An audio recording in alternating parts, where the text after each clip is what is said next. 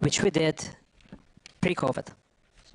I'm just thinking, 𝘕𝘂𝗪𝘳, about Somalia. There's so many shocks, so much resilience that you have to... we could talk to you and we would still be talking at 4 p.m. this afternoon, I'm sure. But if you could just... I don't know, you can come back to me and say you can't narrow it down. It might not be possible. But if I was to ask you about a challenge that you have that's to do with resilience in Somalia and transportation, what would you share with us?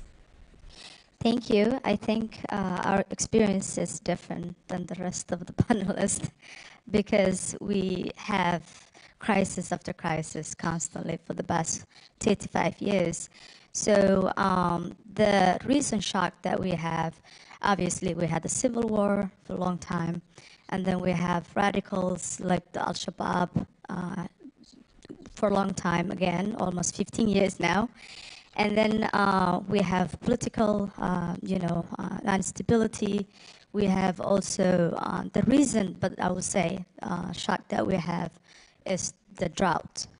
We had almost the worst drought the world has faced in Somalia for the past couple of years. Some parts of Somalia have not seen a rain for like 4 years. And so we had very, very bad drought, followed by famine, which we are still struggling with. So when it comes to transportation on that, I think Somalia, because of the accessibility of the road, we don't have land transport. So everything now becomes on air transport. So we are transporting food, every goods by air. To different cities in Somalia because one, we don't have good roads that we can drive. Second, it's not safe to drive because of some part of the country is still struggling with the Al-Shabaab and tourism group. So I think we have shock after shock, coronavirus, war, Al-Shabaab, our roads are not good. So I could tell you many, issues that we have faced in recent years. Thank you. Would it even be appropriate to talk about resilience in that context? In the context of Somalia? Yes, definitely, because we can't talk about resilience if you don't have, the things that the safety. Like we can't build our roads. We cannot, do some of the things that we wanted to do for resilience if we don't even have access to some part of the, country that we can't even travel.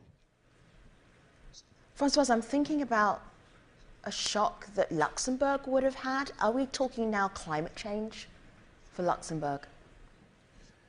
Yes, my country, we are living in an era where we have a very moderate climate normally.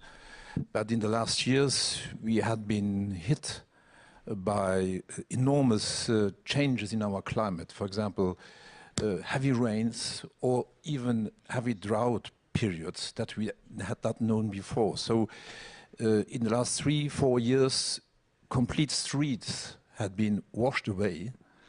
Even our railway system collapsed partly. For example, we have a network is going in the north of the country where a tunnel collapsed because of the drought last year. Not because of the works that we did, but because of the drought. That had an enormous impact in the sensibilization also in the population, because we see now, we can feel the climate change. Even if it's not so disastrous maybe that in a country like Somalia, but our population was not used to live in such a context, and that makes us think about how we have to organize our society and how we have to change, especially also the mobility and the transport system. Sure. Victoria, I see you're nodding your head. Go ahead. Thank you. I was nodding because from the perspective of Eastern and Southern Africa, the climate shocks are just so evident. Just in the last couple of days, I think you've all seen and read about hurricane or cyclone Freddy, which has gone to Mozambique and gone to Madagascar, come back to Mozambique, and now it's hitting Malawi really bad. So we're seeing exacerbated natural disasters, floods. The ministers mentioned droughts, but a lot of flooding, cyclone activity all around climate. And that's a major challenge for all the countries in the region. There isn't a single one of them that isn't experiencing these shocks, which are more frequent, which are more intense. And so I think the challenge of resilience is really real and really a pertinent thing to be discussing today for this region. Mm-hmm. Yeah. Governor, I'm thinking about for you in Bali, something that was a shock that you had to scramble to be ready for, that has nothing to do with COVID-19, nothing to do with the pandemic, something different. Thank you. Bali is one of the 38 provinces in Indonesia. Bali, besides, we have to develop the facilities of the transportation and infrastructure for the interests of the domestic, also for the to service the tourists, because Bali is one of the prime destination for the tourists.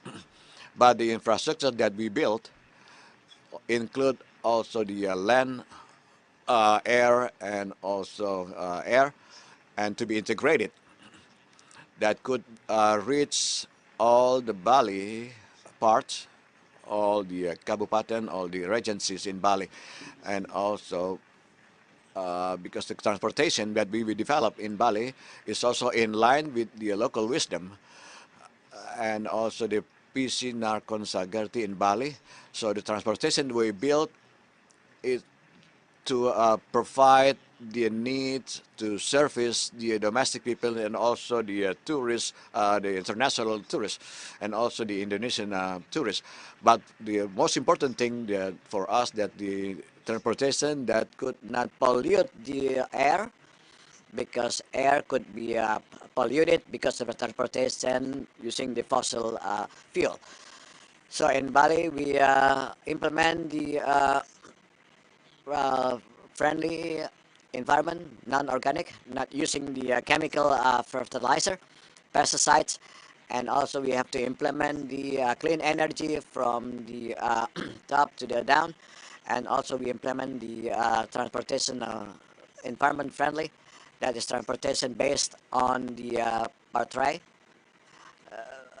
We focus on the zones on the tourist destination in Kuta, Sanur, Ubud, and also Nusa Penida, that could be integrated, become our priority to implement the motor based on the green energy.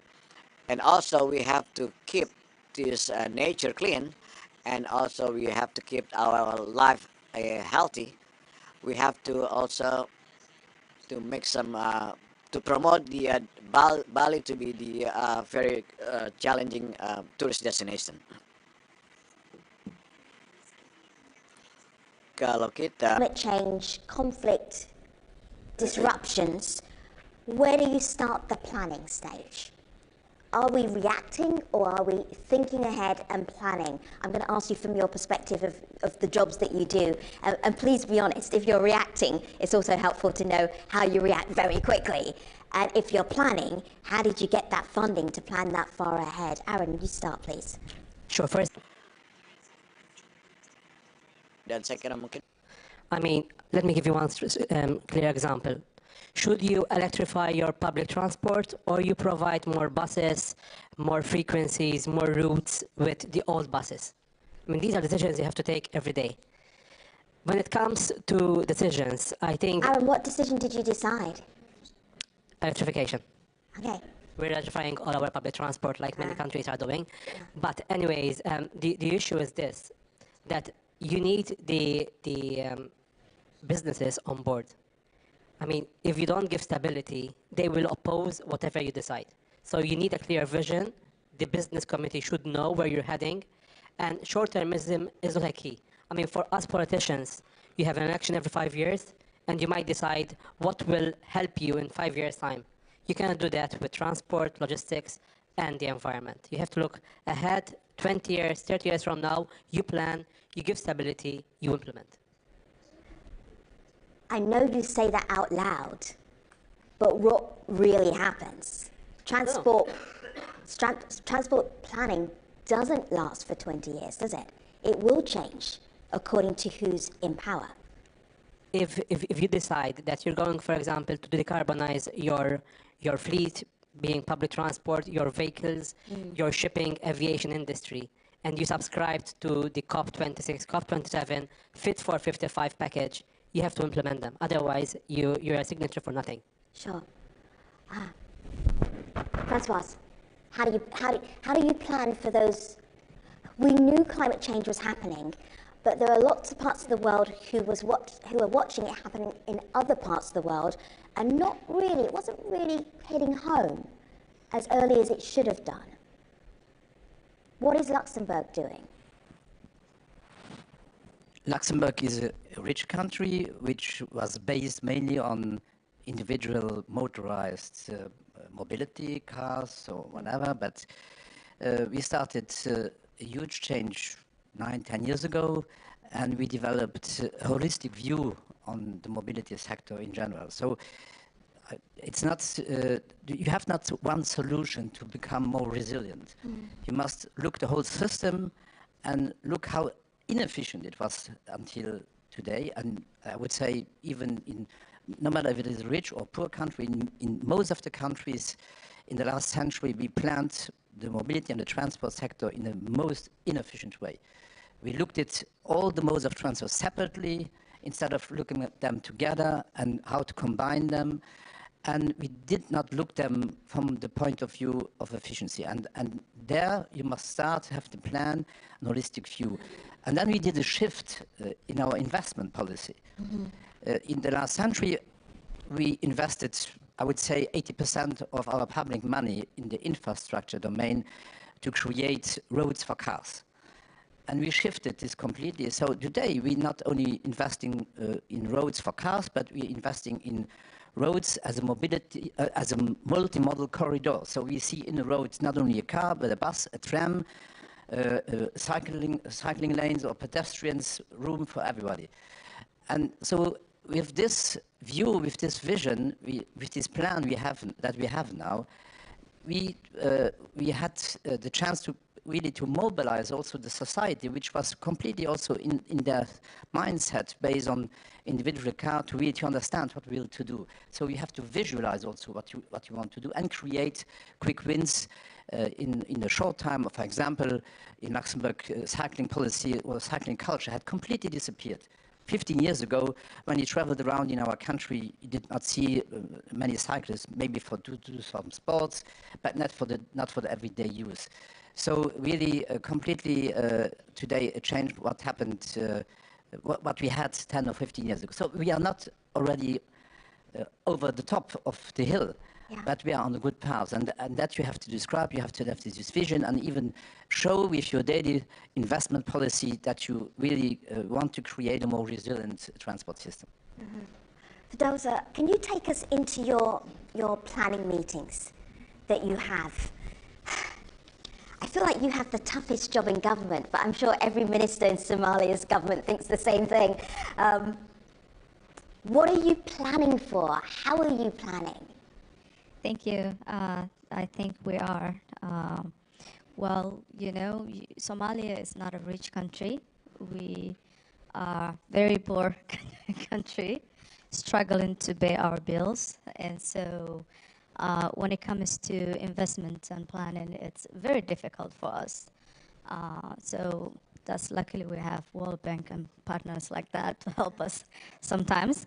But right now, we are planning to reconstruct our country, like to rebuild our roads, and we don't have any transportation on public transportation for the government. We don't have no train, no buses, nothing. Everything is private, and planning to reconstruct our system, road transportation system and everything. So that's where we are now. That's the top priority for us, to rebuild everything from scratch. And then we can think about what the rest of the world is thinking about. Can I suggest something, and you can tell me if I'm wrong, but that phrase that was used a lot in the last 2 or 3 years, build back better. Not build back the same, not build back, but you can actually do better than Luxembourg. Why not? Yes, Right? definitely. You can, like, clean piece of paper. You could start again and reimagine transportation for this age rather than the age from when the roads were destroyed. Yes, definitely. Is that, I or mean, is that if we are just wishful rebuilding, thinking?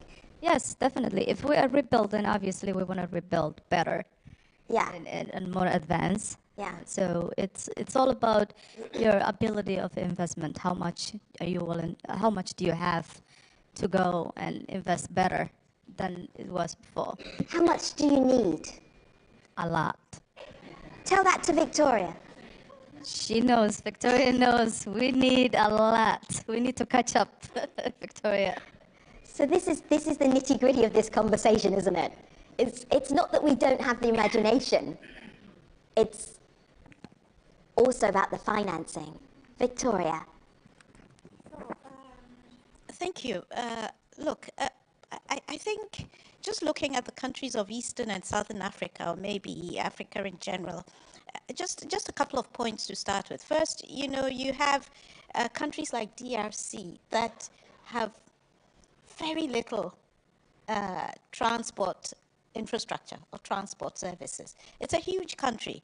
So actually you do have certain parts of the country that are not connected at all. And that's where you're at in several of the countries. So going from there to thinking through resilient infrastructure isn't even something that we're there yet. So I'm sort of saying it's a heavy lift to go from no infrastructure at all to thinking resilient infrastructure and making it happen.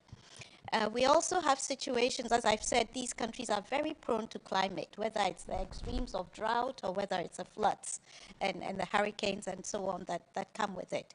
We see a context where multimodal approaches just aren't there, as you mentioned it in what you said, where there's over-reliance on roads in situations where railways could take some of the burden, inland waterways and so on. And all of this compounds the problem of lack of resilience because you don't have a diversified approach. So these are some of the challenges that we see in these countries. We see that increasingly we're working with them to strengthen planning, to look ahead so that they're not always reacting to a particular shock, to a particular stressor, but are thinking ahead of their systems of the future and trying to bring them in a more system-wide approach. Give us an example so we're not talking too generally. Well, okay, let me, and within that also bringing new approaches. And let me mention just the example, two examples quickly, just in terms of working on resilient systems. The first is really helping them to look at, to understand, assess the vulnerability of the system as a whole, using these vulnerability assessments. And we're seeing that done in Mozambique, in Tanzania. So you see where the vulnerabilities are, and you can use that in a case to prioritize and to plan the system as a whole to give you more flexibility. So that is one of the things that is happening. We're also really working with countries like Burundi to really bring not just engineering solutions, which oftentimes are really expensive, but work multi-sectorally to bring engineering plus nature-based solutions. So what we're doing in the bank, for example, in Burundi, as I said, is having the transport team, who are largely the engineers, working with the environment team who understand maybe a bit better nature and the possibilities, and pulling all that together and helping come up with solutions that are more cost-effective and more resilience. And we find that in some of this work that we're doing in Burundi, the life of the road is extended from 10 years to 25 years. You know, just the design. Is move towards greater resilience, to plan better, and to bring new and innovative approaches. Yeah, I think that's a good point, because if we're talking about resilience, we must also ask ourselves, resilience for whom? You have 1/3 of the population, no matter in which country in the world, they have no access to mobility if you don't create them the access for mobility. For example, 1/3 of the population, they have no car because they are too young, they have no driver's license for young children or young people or older people that won't drive anymore with their car. So 1/3 minimum. And if you go to countries who are not so rich, it's mainly it's not 1/3, it's 50, 60, 70%. So what are the mobility systems that you have to create so that the system is resilient for them? And then you have to start thinking about, for example, first of all, for pedestrians or for cyclists. If you look at the catastrophes that are happening in many non-developed countries, when you have floodings or earthquakes, whatever, whom you see first in the streets? The pedestrians, the cyclists. So you have to create good pedestrian situations for the people, cycling infrastructure, or mass transportations, because that's what is the first need. So you have to prioritize your investments also in this direction. So resilience is also, everybody, you must all the time see resilience for whom and for what is the resilience. Well, Francois made a very good question. Resilience for whom? I would complement that with another question. Resilience from what? Is it just COVID? Is it just the weather conditions in each country? Is it the sanctions we're implementing right now? Is it insularity we have in most countries, especially island member states like Malta, for example? And these are... You need weatherproof material for our quays we're building right now. Wave breakers for what's going to happen 10, 15 years from now, because we know that what's going to happen with climate change and repercussions. So climate adaptation. It's not like just getting ready, but embracing this. So I think this is the way forward when it comes to infrastructure. You have to be ready not just for tomorrow, but for what's going to happen 15, 20 years from now. Governor, I would really love some insight into how you plan ahead for resilient transport for the residents of Bali. How do you do that? Terima kasih. Thank you very much. First of all, for the transportation infrastructure, we have to plan ahead and very good. Right now, we have the plan for 4 years to implement or to establish the ground transportation infrastructure for the air also and in the sea. We need to improve the quality and also the quantity, and then also to increase the quality of the airport, Igusti Ngurah Rai Airport, and also to build 3 ports in the same time that has international standard to have the connection for the to connect Bali to other islands. And also the third, we need to increase the capacity and then the quantity of the ground infrastructure or roads in our islands that make access easy to connect all the islands or all the parts or area in Bali. And we see the drastically to increase the citizen mobilities and also long-term transport for the tourists. And also we use this to implement we saw that in the G20 meetings that happened recently and about the transportation, we also need to change the mindset and also the behavior of the Balinese residents to transform from conventional vehicles like cars, etc., to electric vehicle that's getting more effective and efficient. These are the things that we need to implement, because right now Balinese, from 4.3 million people, 1 million, more than 1 million uses motorbikes, and not only makes the road condensed, but also causing air pollution. That's why we need to plan the transportation that we need to develop. We need to transform the transportation by using the EV, based on the G20 decision in Bali that was held in last November.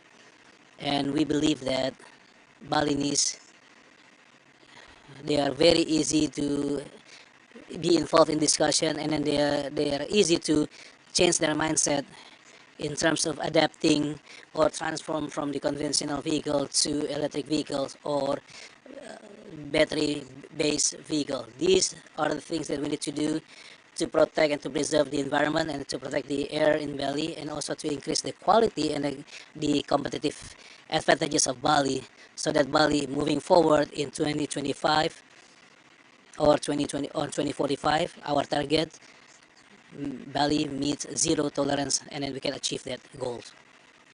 Gubernur, apa transportasi yang menjadi favorit Anda? My favorite transport mode, and also Balinese, is a ground transportation, and that's why we are trying to plan transportation, public transportation, mass public transport, which is LRT. Behavior change, which is something that has to happen globally. How are you doing in Bali? We try to have the regulation and also action planning, and we're going to use to push the people or to boost the people's attention, but we need to start from the local governance and then also city government to push the usage of AVs, and we also to involve the young generation, university students, middle school, high school students to use the EV vehicles that is more environmental friendly, and then also the maintenance cost is very affordable and is even cheaper, and then also not causing the air pollution. All right, I am going to open up this conversation to the room. The microphone is towards the back in the central aisle, and then also check in to see what has been happening online. Hello, Jing. What's the online conversation been like? Can you share some questions, some comments, some thoughts that's been happening online? Good morning, everyone. So there are a couple of questions online, including a question to Minister in Somalia about your investment needs and the capacity building needs for helping your country achieve the goal you want to achieve. And there's another question to Minister from Luxembourg. The question is, as we are all very impressed with prioritization of public transport as a human right, what political capital do you need to have to offer free public transportation services? Okay. 𝘂𝘍𝘢, will you talk about the capacity building needs for Somalia? Thank you, Jing. Thank you. Of course, Somalia needs all the capacity we can get. We are building our capacity for system-wise. We are building the capacity for our within the institution for transportation, especially our aviation. We are building that. So we basically starting, as I said earlier, we're starting from scratch, and we are going all the way up that we can get to build our capacity system-wise, legislations, everything from human capacity, whatever that we can get to the top. What are the little wins, like a little success that you've gone home one day and gone, yes, this worked out? Yes, definitely. We recently had success in our aviation. We upgraded our airspace to Class G, from Class G to Class A, which is actually a big milestone for us. So that is one area that we are so proud of. And we can see by your smile that you're really proud of that. Congratulations. Political capital, Françoise. Let me be clear from the beginning on. The free public transport is not the key element to provoke behavior change. It's an excellent social asset. It's also an excellent leverage to provoke discussions in your society about mobility behavior, so that people are questioning themselves. But what is much more important than to introduce, for example, public transport is to have a strategy and a global vision on how you will transform the mobility sector in its general, and where do you want to invest, especially in the quality, in the connections, for example, connections for the public transport, for creating cycling lanes or whatever. So that is really what I always explain. I said that's the cake that you have to bake. And if you want to, from a social point of view, for example, also have better tarification, so then that's the cherry on the cake. But first you have to bake the cake. The discussions that you have now, when you observe a little bit what has happened in Germany, when they introduced their €9 ticket. They introduced a €9 ticket, which was mainly free public transport for Germany, if you look at what it means. So they had a rush on the public transport. But what that did the population discovered? They discovered where the public transport did not function so good, that the connections were not excellent. And so that launched the debate about what do we want? What is an efficient public transport? But there was no strategy behind, because they introduced it only because they were in an energy crisis, and it was some kind of a social help, but no holistic view about how to develop the public transport in general. Now they have a discussion in Germany about the investments in the railway sector, for example, but they have no strategy. And then the problem is that you create then frustrations in the population. So free public transport or free access to public transport, because somebody has to pay it. The taxpayers in general are paying it also in my country. So it's not free. It's free for some people. People that don't pay taxes, are on the really social, very, very down on the social way. So, but like I said, it's good, but you must really embed it in a complete strategy with an investment program showing how you will improve the system and change the system in general. Mm-hmm. If I may, we followed in Luxembourg's steps, and we introduced free public transport since October last year. These are positive changes, but not enough, and not the most difficult, I would say. Because yes, it is costly, but it is doable. Likewise, decarbonization of the aviation, the maritime and road transport. It is difficult, it is costly, but doable. The most difficult, and let's go to building back better, is the mental shift, the consumer behavior of moving people from their own cars, their own private vehicles, into alternative modes, walking, cycling, public transport, in that order. And to do that, to achieve that, that's the most difficult. Mm-hmm. And I would say, probably this is the most difficult for politicians in the transport sector, moving people from what they used to do in the last 100 years, 50 years, using their vehicles, to moving into the alternative transport strategy. So, Francoise and Aaron, I may not be seeing the connection between free public transport and resilient transport. No, resilient transport means that you have an obligation. For my opinion, you have an obligation as a public, as a state, as a government, to offer accessibility to mobility to everybody. So that's the main question that you have to, and then you have to organize also this. And for this you need mainly investments in the different infrastructure. But then again, if we're talking about what will we move, will we move people or cars or trains or buses? The goal must be to move the people. So move the people from A to B, because we have a need in mobility to go from A to B, and then we have to find the best solutions, the best combinations between the different modes of transport, so that we can have this right to be mobile. Mm-hmm. Hello. John Bozell with CalSTART. We are very much working to develop the zero-emission commercial vehicle industry and believe that the vehicles are there. I wonder how you prioritize grid resilience and the possibility of developing locally produced renewable energy, and how that fits into grid resilience that would enable electrification of transportation. That's such a good question. Who feels comfortable? Victoria! Just teasing.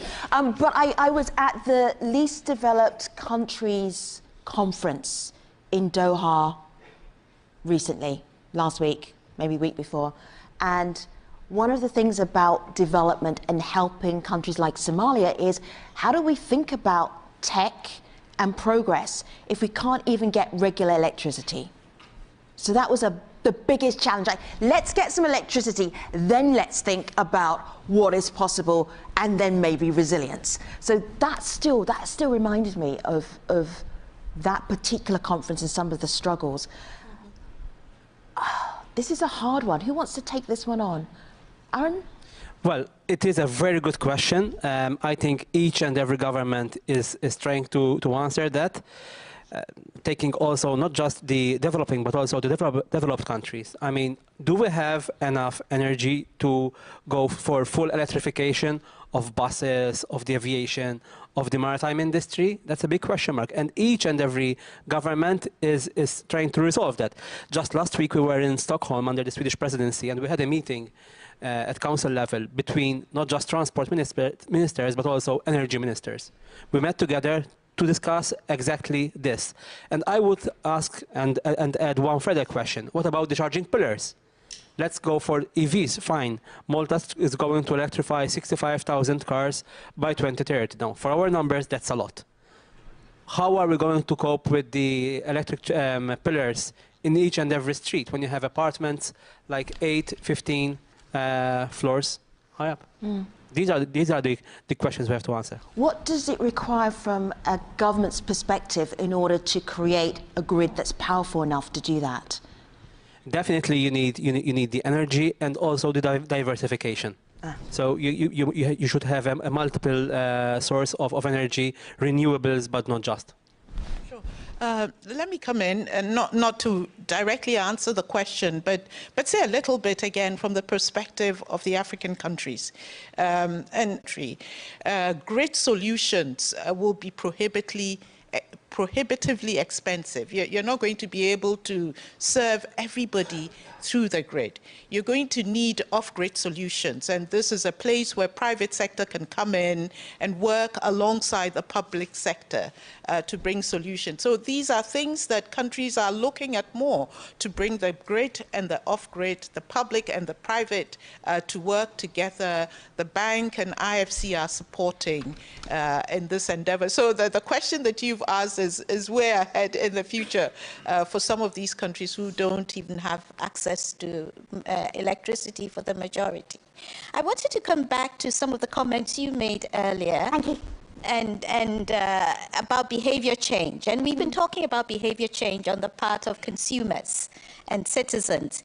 You know, I wanted to go back a little bit to behavior change on the part of policymakers and governments. You know, and again, talking in the African context, you know, just the whole approach, which tends not to really be holistic, you know, and just very much a siloed approach, just looking at transport. But again, the questions you raised, resilience for who? Resilience for what? You know, and so that means that you should be asking more questions and looking at the linkages between what you're doing in the transport sector to livelihood possibilities. In my context, or in this context, largely in agriculture, what you're doing and how it's impacting the broader food security and the food resilience agenda, you know, which is also very important. So I think it's high time the policymakers worked across. So it's people in agriculture and environment and transport working together and so on. And even with the energy sector and with education and health, I think you need a bit broader approach to it to make the progress that we need to see in several of these countries. I think, as I want to come back again to the points that I made about not only engineering solutions, because a lot of countries can't afford the engineering solutions. We have the example in Tanzania, for example, where a railway that we had worked on with the government was flooding regularly. Once every year it would flood for about 90 days. And it wasn't clear what to do, you know, and this was a major drag on activity. And the engineering solution suggested that it would cost 200 million. You know, who has the money to do that? But it took the water teams, working with the transport team to tease out and to try and understand what was really going on. It turned out that there were some smallish dams upstream that were broken and were the source of the problem. And therefore, you didn't need that engineering solution that was just about transport or the railway. And you could use $15 to $20 million to solve that problem, and the issue would be addressed. So I think it's really important, and we need to get that more in the work that we do with countries. Mm-hmm. Jing, online. Hi. Speaking about the expensive investment, there's a question about the active mobility, which is generally known as more free modes of transport. How do you think this active mobility, biking and walking, can play a vital role to access public transport and make the transport system more resilient? Another question to the governor of Bali, that we know that you already have a transport system in your city, and what you can do to improve the services such as frequency and route coverage. How can you better serve the tourist within Bali, lovely place? Jing, do you know who that question came from? Was it from somebody in Bali? Give me a second. Okay. Fabian Riza. Okay. All right. Maybe a tourist who is in Bali right now. Waiting for a bus. Maybe waiting for a bus.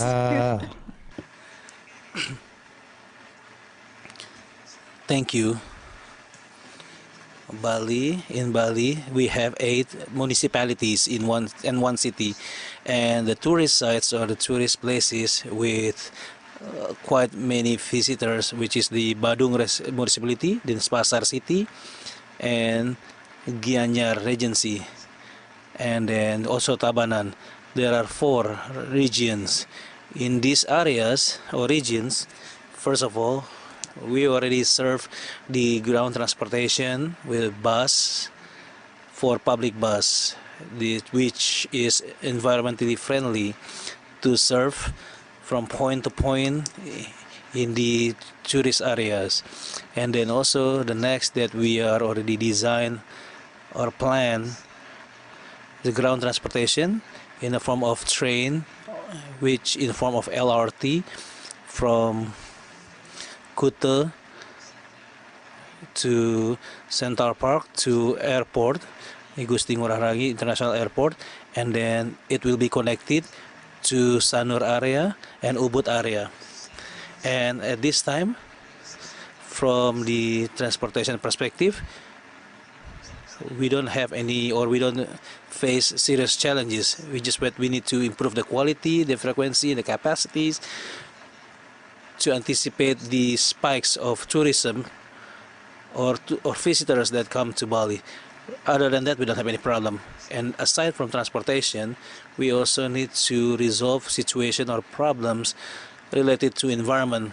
For example, like trash, clean water, and then also healthier ecosystem. These are the things that we are doing right now seriously, and we are also working with the city governments in Bali and also support from the central government.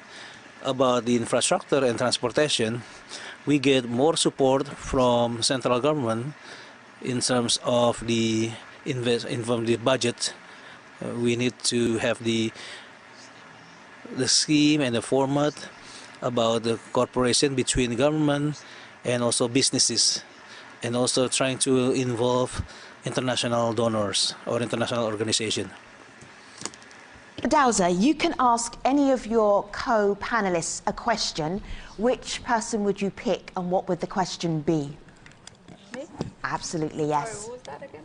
You can ask any of your plenary members a question. Go ahead. And what would be the question? Yeah, go ask them. I don't know. I don't know what it is, but it's going to be good. Thank you. I think I will ask my Since you worked with the region, I wanted to know what are we doing wrong and what can we do better to reconstruct our system and, find more investment on rebuilding our transportation system. Sure. Yeah, you've mentioned earlier that Somalia is a bit unique in that you're just coming out of a situation of conflict and so on. So, your challenges are somewhat unique, but just some broad views on some of what is happening in Africa. So some of it will pertain to Somalia as well. I think, and I've made some of the points already, I think moving away from a siloed approach, I would also say that part of the challenge that we have on resilient transport is because there isn't a culture of maintenance. And that in itself means that the infrastructure doesn't last or the services can't be there for as long as they need to. And so governments are investing in infrastructure and the services that come with it, but the lack of maintenance means that the money, it's not very cost effective, the investments. Because you're losing the assets sooner than you should. So an approach that looks at the life cycle of the entire investment is also something to look at. And then I think really, again, transport, not as an end in itself, but as an enabler. The enabler of livelihoods, the enabler of people's access to social services and so on. All of that needs to be looked at in the work that we do, and I think it's somewhat missing. I think one of the challenges that we have in Africa, as you mentioned earlier, is the financing. Countries are stretched with what's happening on global financial markets these days. Most countries are shut out from accessing global markets to finance their development, and concessional resources are increasingly scarce. So it means that every dollar spent needs to be used with maximum efficiency and cost effectiveness. And that's where the nature of the solutions also comes in.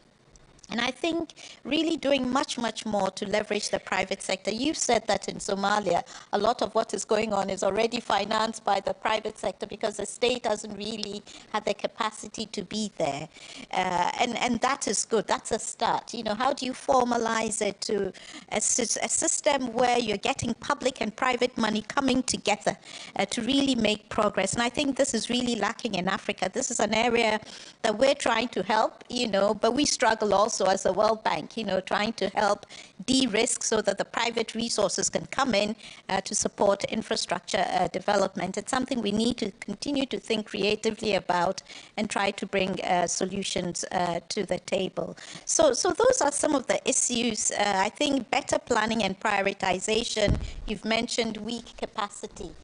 So the planning effort is oftentimes very, it's not good enough to support where you want to go. And at this moment, I don't think we really have resilience at the center of the planning efforts, just because it's not yet high on the radar screens of the governments in the region.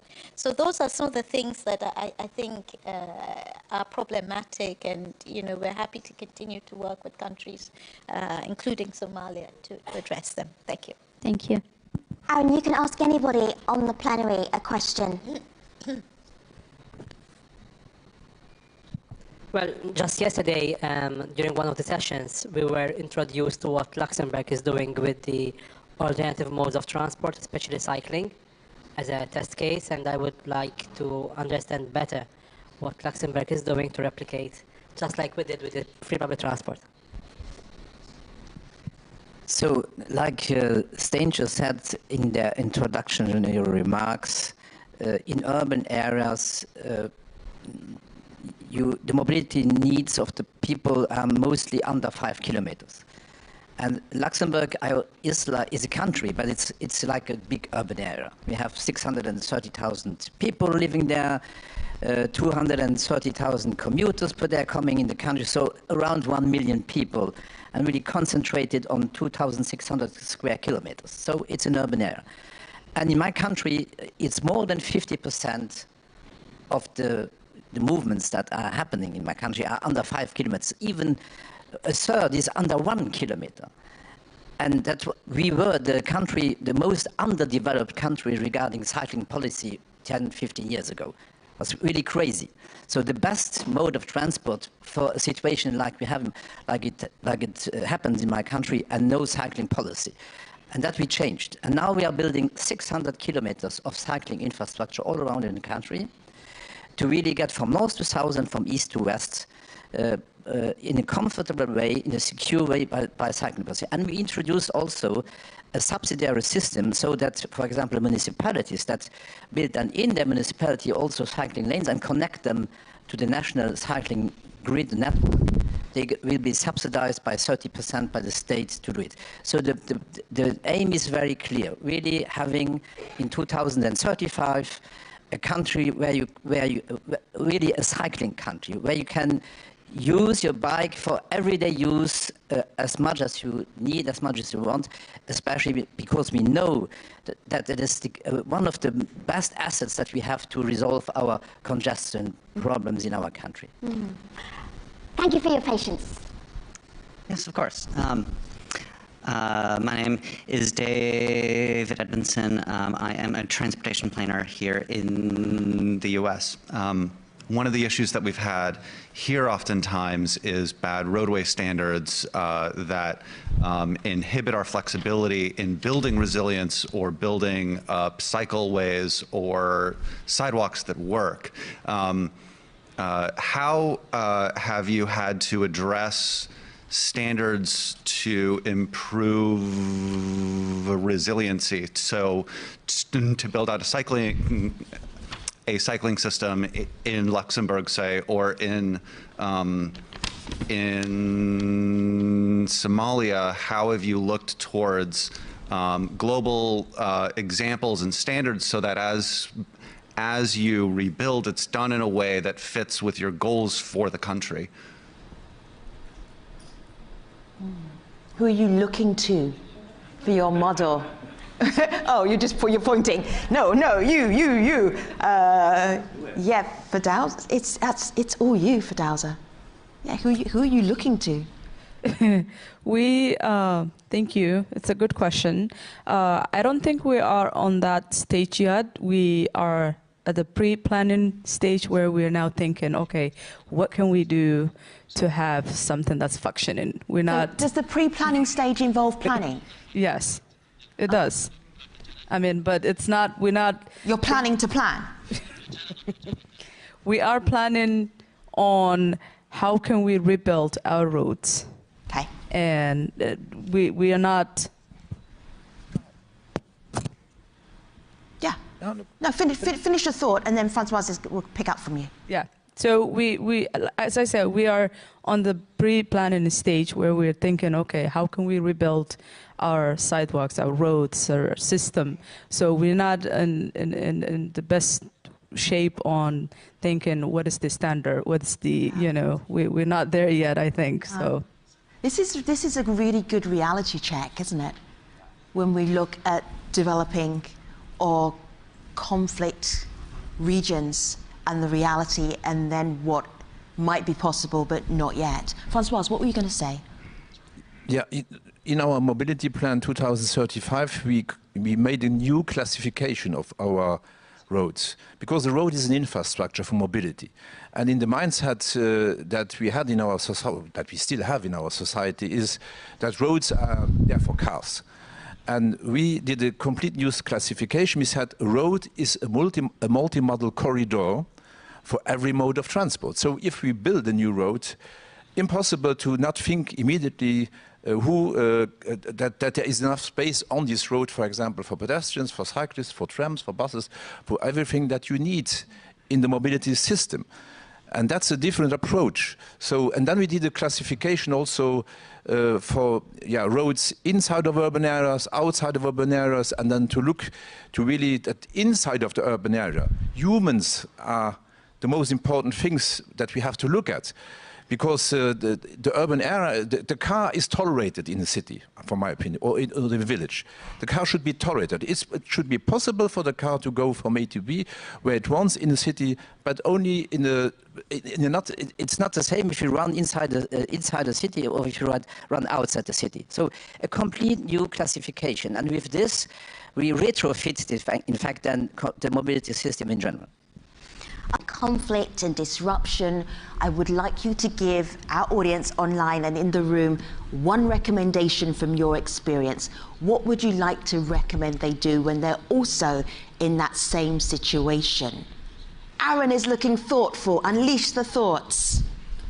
I would say agility, agile governments, agile departments, agile authorities, embracing change but also anticipating it. Francois. Not being fixed too much on technology, but seeing also the low-hanging fruits and creating a mobility system where you have to move people and not vehicles. 𝘱𝘐𝘢. You thought you had extra time, but you do not. I would say help the developing countries like us, people in this room. Your recommendation is help Somalia. Yes. I like it. It's very direct.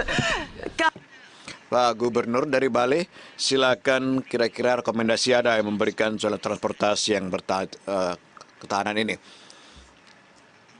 First, so to make people realize that the needs of transportation that effective, efficient, and environmental friendly, that pollute the air. Secondly, to make people realize to use the public transportation, to reduce the personal car and the transportation that public transportation that we design here. So we for the people in Bali and the tourists, so it could be resilient and sustainable. Terima kasih banyak. I would say we really need to work hard to make sure the hundreds and millions of people in Africa that don't have access to transport infrastructure and the mobility infrastructure get access to it by thinking creatively, thinking outside the box, and not focusing only on technical solutions, but bringing in other elements that can make it affordable for all. Governor Vali, Fidalza, Victoria, Francoise, Aaron, thank you for sharing your expertise and your experience for us today. And that is the end of Plenary 4.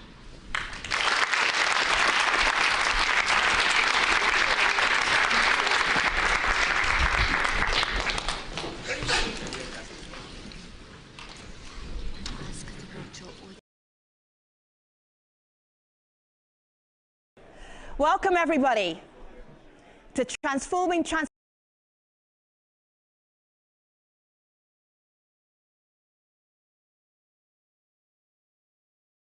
Transportation 2023. This is the 20th edition of Transforming Transportation. Pause for reaction.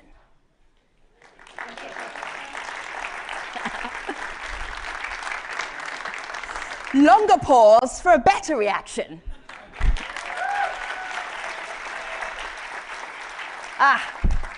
I'm home. Fantastic.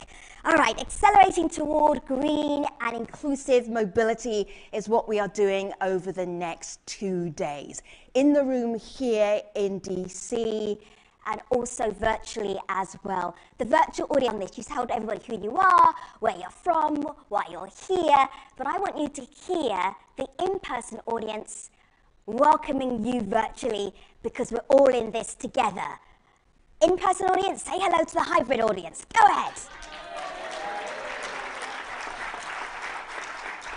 Oh, all right, so what are we doing? We are reimagining transportation solutions through innovation and ongoing challenges, climate crisis, economic instability, and also COVID-19 as well. There is so much for us to do together. So coming up, we have 5 plenaries. Unfortunately, you'll be bored of me in the next 48 hours, but also 15 technical sessions. There is so much for you to get stuck into. We have a knowledge exhibition as well, and also time for you to network. These networking sessions are called coffee breaks. Use them well. There are so many ways for us to communicate with each other. If you're virtual, you can be in the chat, you can be at World Bank Live in the chat there. You also have a microphone just in the middle of the room in the aisle, you'll see it right there. That is for you here in the Preston Auditorium. Online we have chat moderators. Hello, Georges. Hi. George is one of the chat moderators. Can you say hello, George, so that the hybrid audience who are virtual know that we are listening out for their questions? George, oh, that's beautiful. How would you say that in online chat? Hi, everyone. Yeah. It would sound like this. Thank you, George. These are our chat moderators. They will be moderating you virtually online. Your comments, your questions, they are so very welcome.